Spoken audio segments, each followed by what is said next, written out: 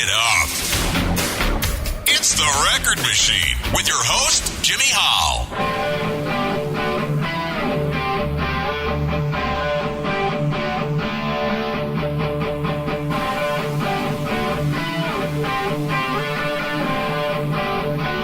One, two, three, go!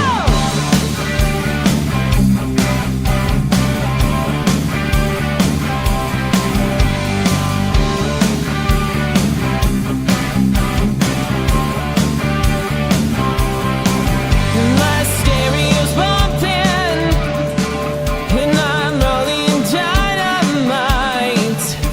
Your light was on when I drove by tonight. Let's go!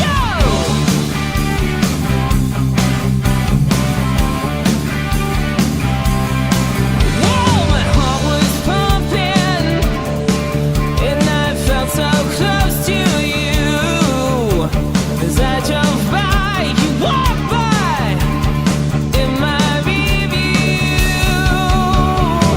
I thought I heard the people sing. I heard it on the radio.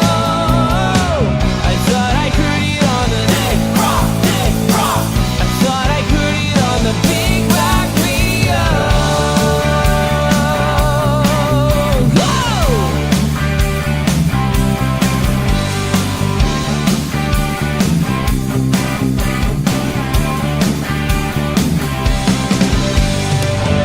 Turn it up, I need a little more in my ear. Rock and roll, let it fill the atmosphere. I thought I heard the people sing. I heard it on the radio. I thought I heard it on the big rock, big rock. I thought I heard it on the big rock radio. Whoa, the big rock radio.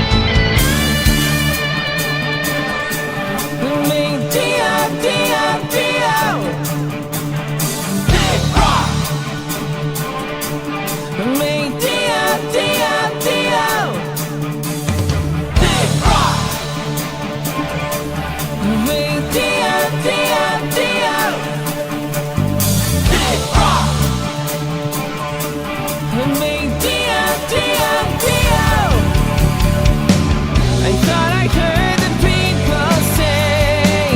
I heard it on the radio.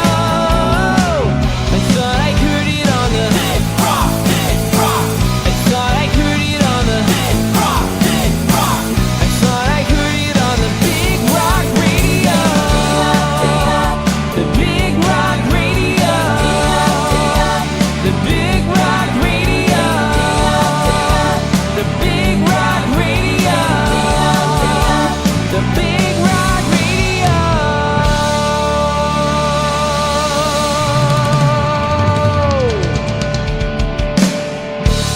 Ladies and gentlemen, from the band Love Stallion, it's Aaron Hart. So, Aaron, now that the new CD is out, will you be doing any shows? We took a short hiatus, but we'll be back playing pretty consistently again, probably end of September or October on. Mm-hmm. So, yeah. Awesome. And I thought I saw the other day that you guys were working on some new music as well.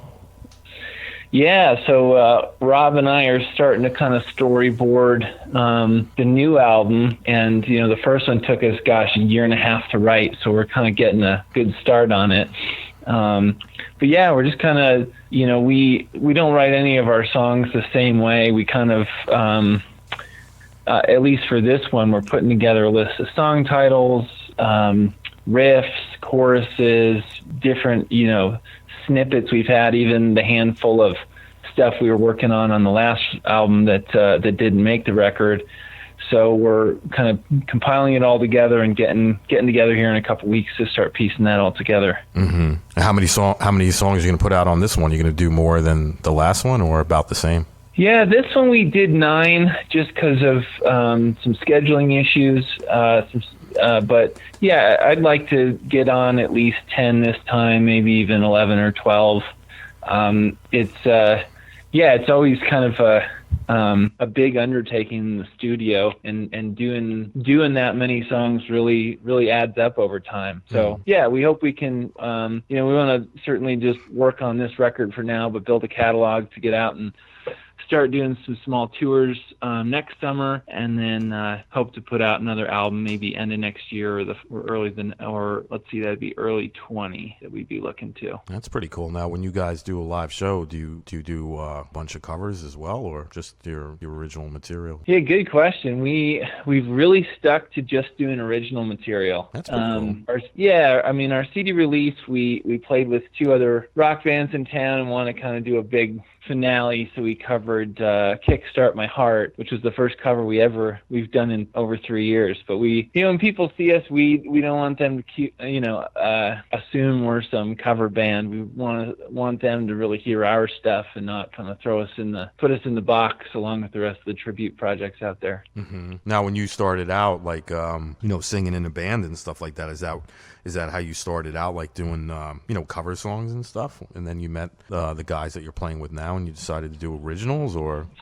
So no, I never really got too well. It's been quite a while since I did the cover thing, which is more way back to high school. But starting in college, I kind of started writing my own stuff and did my own solo pop rock project, actually, for the first handful of years I was out here in Colorado. And so that's how I met Rob, just through the local music scene, and he played guitar as part of that project. And we just hit it off so well, hung out a ton, and had so many similar interests, and even in music, just feel and groove really connected. So it just kind of organically happened that I was doing an all original, he really liked that stuff, and then we got together and started working on this one. That's pretty cool. Now growing up and stuff, like, who was like the bands that you listened to? Were you like I could see you being like a David Lee Roth fan or something like that. Am I right about that? Definitely. I always loved Dave. Always loved Freddie Mercury, Queen. Mm-hmm. I came from Midwest,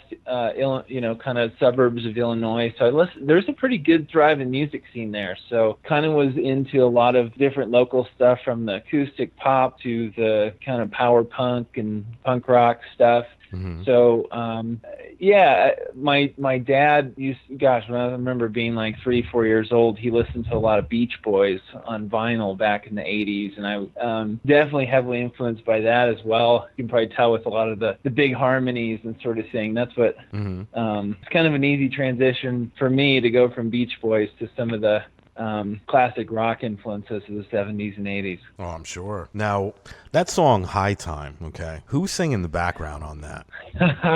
So that is my friend Rochelle King. Can I just say something before? Can I just interrupt you for 1 second? You know who she sounds like? She sounds like Kelly Clarkson. Okay. You don't hear that, or that's like when I guess I hadn't thought about it. Yeah, listen when you hear the song again. It kind of reminds me of Kelly Clarkson. Okay. Because I was telling my wife, my wife Robin's sitting in here with us, talking too. But she hasn't said a word yet, but she's still here. There she is. Hi, Robin. Hey, how are you? I was telling her, this song, you got to listen to it and tell me, who the background vocals. To me, it kind of sounds like Kelly a little bit. Well, I mean, that's not a bad thing. No, that's a great thing. I think that's a good compliment. I mean, I don't know that that's what he was going for with her, but I mean, it's not a bad thing. And you said her name is Rochelle? Yeah, Rochelle King. She's I've been friends with her for years and years. She's done design work for me, and she worked with another friend of mine. Recorded just a cover song, actually an Adele cover song, and so I had been kind of ruminating on that song, what to do with it, because just my vocals didn't really have the pop that I wanted, and been listening to a bit of Stones and kind of had that Gimme Shelter feel in the back of my head. So, her first release was just kind of a cover song of Adele, and I heard that, and it just kind of clicked for me, and I said, oh my goodness, what if we did a duet with that big backing chorus and sort of thing? So we just we did maybe one or two get-togethers for an hour or two and went right into the studio, and it just was super organic and we thought it came out extremely well. It's the song sounds phenomenal. I'm listening, I'm like, geez, that sounds like Kelly Clarkson a little bit. No, but now that he says that, I can hear like an Adele piece to it also. Yeah. Well, she's got a great voice. Let's just put it that way. Yeah, definitely. I mean, the song kicks out. I mean, every song on the CD, I love it. I've been listening in my truck on the way to work, just preparing for the show and stuff. And I was telling the listeners before, if you're a glam rock fan, man, you got to pick this. You got to pick this one up. How long Cool, man. Now you've always been into the glam rock, or you just started doing it recently? I've always loved the genre, but I didn't really dive into it until hanging out with Rob a bit more, and he's from LA and really lived and breathed all the when he was growing up playing guitar, just everything was Eddie Van Halen or Kiss or The Who or all that sort of thing. So the more we hung out, the more he would expose me to a lot of the stuff that wasn't just the super popular or classic stuff that most everyone knows. So, I was probably, as we were playing together 2010 through 12, and so in that time I started to get a little more into it, and then it was 13 that I really just got super deep into everything from the autobiographies to the all the behind the scenes and that sort of thing. And it really just connected with me, learning more about people like Freddie, for instance, who, similar to us, they kind of started as a simple, wear all black and then wear all white, and no one could put them in a box sort of thing. And then all of a sudden they said it took a couple years to build their show, but it just kind of took on a mind of its own, and pretty soon they're doing the big old glam thing. So it kind of it wasn't necessarily preconceived. It just kind of seemed to happen organically. Yeah, well, I noticed like a lot of people are starting to listen to like glam rock and melodic rock again. You know what I mean? It seems like it's making a comeback. Well, because all the other music out there is crap. Well, I may sound old or whatever, but I always loved like the glam rock and the melodic rock, and because there's something to it. There's we do sound old, but that's okay. I love the guitar riffs and the big. I thought it was cool. Like the videos were cool back in the day with the the hot chicks and the sporty cars and the guitar solos, and to me that was great music. And it was like that was a rock star. That was the presentation. That was the show. Yep, exactly. The thing I don't get is they have MTV Video Music Awards, but they don't even show videos on MTV anymore. I just don't get it. It's not like it used to be. I remember, we had Headbangers Ball every weekend, and you got to see a lot of great bands, glam rock bands, hard rock bands, and now it's just like garbage. Well, we really like. No, I was going to say we really like what you're doing. That's just it's just kind of new, but also gives you a little throwback too. Yeah, that's what we're going for. I think a lot of course, like a lot of the genres, it seems like after the decade comes to a close and it's been reduced to a carbon copy of a carbon copy, we didn't want to just redo it, but give it a little bit of modern flavor. And I think that's, the Darkness has done a really good job with that. Those guys are awesome. But yeah, I guess what's old is new. And you said the music was just better. It's like most of the radio stuff's written by the same dozen people. Right. Mm-hmm. But back then it was kind of everyone really got good at their craft, writing, playing. They didn't, and I'm guilty of it, staring at our phones and Facebook and TV. They were actually staring at their guitars all day. So I do see the quality difference for sure. But it is good to see bands like yours, and there's still a lot of bands that are coming out with new material that's really good, and yours being one of them. Like I said, I love the CD. I think it's great, and anybody who's a glam rock fan, they should definitely pick up a copy, and the price is right too, only $10. I mean, if you go to their website, lovestallionrocks.com, I mean, you're gonna get a great CD, folks. You guys exclusively just sell off your website, or you like on Amazon and the other sites as well, or? Yeah, we're on all the other sites, iTunes, Amazon, Spotify, YouTube, all the regular stuff. Yeah, that's pretty cool. I mean, do you offer people to do a download or the hard copy as well? They can. I believe it's just digital on most everything except our website and CD Baby. You can actually get the physical. CD Baby they only have just a few limited copies. So, it's kind of interesting. I even got, we got the CDs in the mail, and I excitedly pulled one out and realized I didn't even have a CD player. That's funny. That's good. We had toyed. It's funny because we had toyed with doing a vinyl run, but those, you need to. There's a minimum, pretty substantial order, and we'd love to do that. Kind of a neon hot pink record, but we want to get, once we get the word out and we can get a little more demand, we'd love to do a run of those. That would be cool. So when you got the CD in the mail and you went out to the Trans Am, you realized it was an 8-track deck, not a CD player, right? Yeah, we go back and reorder. That's funny.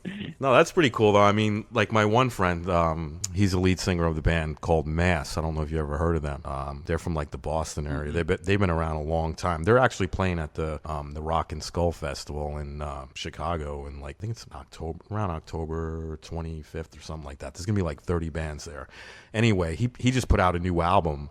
And he did like a limited pressing of vinyl. So he put out like 500 vinyls, and it's going to be like a purple record and stuff. So it's pretty cool. Nice. But that's awesome. Yeah. Yeah. I mean, it's cool. Like I still play records. You got to see like my collection here in the studio. I probably have at least maybe 1,000 albums, right, Robin? Yeah, there's a lot of albums. But then I have a ton of 45s as well, and I still play 8-tracks too. Oh, no way. Yeah. That's awesome. Yeah, I actually have one. I have one live deck left, and I think it's about 300 8-track tapes, and they all work, so it's pretty cool, but I doubt you'll be putting out your album on an 8-track.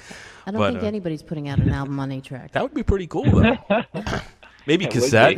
Maybe cassette, though, right? Yeah, but you know what? The thing is that a lot of the bands that we talk to now say that putting out a record, per se, putting out their music today is just a totally different process than it was, say, 20 years ago, where, the bands really have to tour and you really have to be out there because anybody can upload. So there's positives and negatives, right? Everybody can get exposure on YouTube, but at the same time, in order to make money in the business, you've got to get out there. Yeah, well, most people aren't buying records anymore. They're just downloading stuff off the internet. So, like you said, I mean, in order for a band to make money, probably they're going to make money off of doing tours. Is that correct, Aaron? Yeah, that's our understanding. I think certainly in the internet age, media, like videos seem to do it for folks, or the live show and merch. But I guess we, like most musicians, didn't really get into it for the money, albeit a part of the business. But we wanted to really build up a really big show that we could be that next big arena rock band that kind of does those big tours and big shows like some of those old bands. Have you ever played with anybody that, quote unquote, is famous or a big rock star? We have not. I did meet Steven Tyler, though, it was last summer, just down the street from me. But as far as playing, one of the shows our names are in for this fall is with Sebastian Bach. Okay. Here in Denver. Nice. So that's the one we've been holding our breath, hoping we get that show, and that might lead to bigger, better things. Now, if you had a dream and you could play with anybody, who would that be? That's a tough one. Man, I mean, Freddie Mercury, of course, near the top of the list.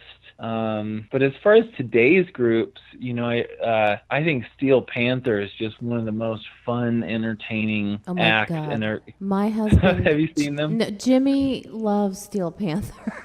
I do. He does. And I also like his cover band, the Atomic Punks, because he does all Van Halen songs, and I'm a big Van Halen fan. Yeah. Right? He has a cover band, right? Called the Atomic Punks. Yeah, I don't know if they still. I think it was Michael and Satchel who were. Yeah, Michael Starr, his name is, right? Mm-hmm. Yeah. Yeah.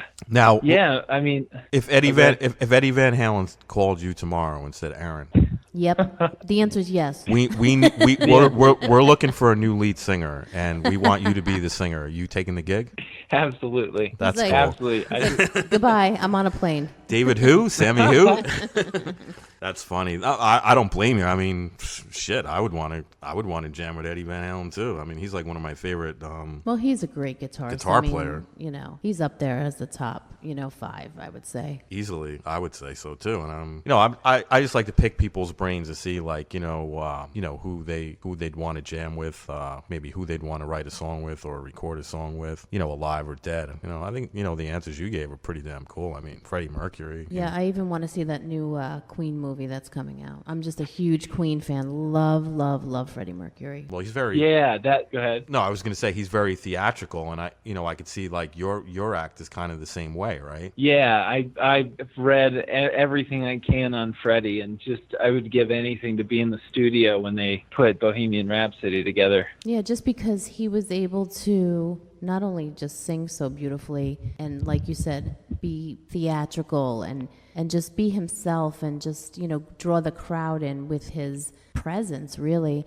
But he knew when something sounded right and he knew when something sounded not so right and put this here and put that there, and a composer. Yeah, I think he was extremely thoughtful and intentional, and that's what really drew me to Freddie is his musicality, and he'll do a hard rocker to something really soft, and I think David Lee Roth too. That was a little more raw though, and I love the groovy, groovin' party songs. So yeah, that'd be a toss-up. I think those are two of my top, aside from maybe Kiss. But those guys are just that'd be a dream. So you're a big Kiss fan too? Oh, huge Kiss fan. Who's your favorite one? Paul's my guy. That makes sense. Thank God. Good answer. Well, Gene is. What were you gonna say? I wasn't gonna say Gene. That's for sure. Gene's birthday is today. He's 69 years old, and I played a song before called "Lick It Up," and I was just joking around. I'm like, Gene's 69, and Gene invented everything. Gene invented the 69. And, with a tongue like that, I mean, you gotta, maybe say you might believe him, right? But, he always says, how he invented everything, with the devil horns, and he tries to trademark everything. So I was just joking around with that. But I love Kiss. The first time I saw Kiss I was 13 years old. This is way back, 1984, and. Oh my gosh, it was so great. And ever since then, I was a huge Kiss fan. Yeah, well, so Rob and I actually, we started writing the end of 13, and then summer of 14, we went and saw Kiss Def Leppard front row at the Pepsi Center here in Denver. Oh, nice show. And I had always, I always loved Kiss, but I mean, Deuce isn't the same on the record as it is live. Right. I mean, those recordings are so different. So speaking of Lick It Up, that was kind of one of the few songs on my brain when we wrote Hide Me Away. Kind of has a little of the Lick It Up flavor and a little bit of the heavy metal Sammy Hagar flavor. Absolutely. So yeah, that's one of my all-time favorite songs by Kiss. Oh yeah, I'm a Sammy Hagar Van Halen fan. I call him Van Hagar. I'm a Van Hagar. He's a David Lee Roth guy, but we work it out. Well, everyone always says, it's always who's better. I think they're both equally great at what they did, and they had just different things. Yeah, right. Well, I think Van Halen got lucky. They got lucky when Dave was gone, and they were able to get Sammy because Sammy's he's not only a great he's a good singer, but he's a good musician as well. I mean, he plays guitar, he writes good lyrics and stuff like that. And but Dave's a showman, and that's he did it very well. That was his thing. So maybe he wasn't quote unquote the greatest singer, but you know what? He can put on one hell of a show. Well, Dave's a rock star. Yeah, he is. Well, Sammy always said that. Sammy used to say, the difference between me and Dave is I'm a musician and he's a rock star. He used to say that all the time. Aaron's, his videos on YouTube? Yeah. Okay, then I want to watch one. Yeah, you definitely got to watch. Check out, you have one video so far, right? Yeah, we put out our a video for our first single, Slow Release, back in March. Kind of in anticipation of the record. So, it's been getting a lot of hits and people are loving it. There's not many, it's kind of filmed in that throwback way. And we even kind of got the syncing of the singing a touch off and really hammed it up, as Phil Collins from Leopard says on the video. So we had a ton of fun doing that. That's cool. I can't wait to see that. Now, are you going to do another video soon or? Yeah, we're currently planning a video for our, I think what'll be our second single, Big Rock Radio, which is track 3 on the record. My favorite. And oh, cool. Yeah, it's most people. It's a toss up. Big Rock, Slow Release. Some people hide me away. So we're gonna do more of a. So that first video is more of kind of a rehearsal and a show with the green room and backstage antics going on. But this one's, I think, going to be a little more of a higher production with the band, but also kind of have a little bit of a storyline behind it as well. So we're working on that and hope to get that released here sometime this fall. That sounds good. That's awesome, man. And if anybody, like I said, you want to pick up a copy of this album, it's a great album, and your website is lovestallionrocks.com. Correct? That's it. And I'll be looking at the video on YouTube. Thank you. Yes, I should actually try to pull that up and play it later. Yes, do that. Because I do have the power to do that. You do. Because we are live right now on the air. That's awesome. I want to see. And Aaron, I really appreciate you taking the time out to talk to us. Like I said, it's a great record. Folks, definitely go out and check it out. Buy it. It's definitely worth a listen. It's one of the best glam rock records I've heard in a while. Thank you so much for having me. You're welcome. And have a good night, buddy. You too. See you guys. All right. Bye-bye. Take care.